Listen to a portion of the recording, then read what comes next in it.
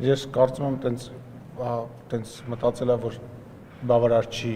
այդ բանավեճը իր եւ Ռոբերտ Քոչարյանի մեջ, թե ով է իշխանության բերել քաղաքացիական պայմանագիրը եւ մինչեւ հիմա չի հասկացել, որ այսուհետ իշխանության բերում է Հայաստանի Հանրապետության ժողովուրդը կամ ինչ-որ մեկը չէ, որ ինչ-որ մեկը պետք է պատժի եւ դրանով իշխանության բերի եւ կարծում եմ, թե փորձում է այդ բանավեճի մեջ Ռոբերտ Քոչարյանի հետ, այսպես ասած, միավորներ հավաքել, դա իր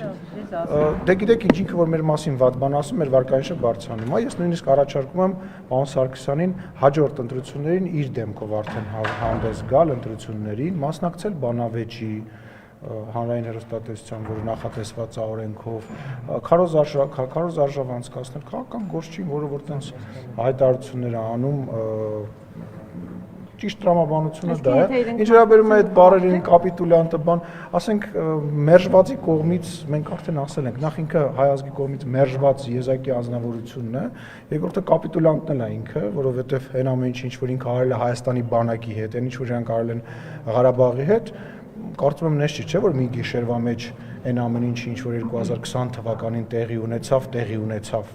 վերջիվերջո չենք մոռանում, որ 2018 թվականից այս կողմ միակ կառույցը, որի մեջ ոչ կադրային փոփոխություններ են տեղի ունեցել, ոչ որևիցե կտրուկ բաներ են եղել, դա պաշտպանության նախարարությունն է եղել եւ ուստի դա խոսալուց տենց ամպագորգոր վիրավորանքներ հնչեցնելուց թող մի հատ հայլու մեջ ինքը իրան նայի, էլի խնդրում եմ, ու մի հատ իր անցած ճանապարհը նայի ու ամաչի,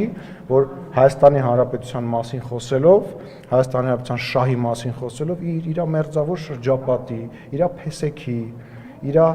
մնացածի բարեկեցությունն է մեծացել, ոչ թե բանակի, որ ինքը 80-ականների զենքերով էր զինվում, բայց իրանք 2007 թվականի ջիպերով եւ դղյակներով էին ապրում, թող նա դրա մասին խոսել, ամոթ է։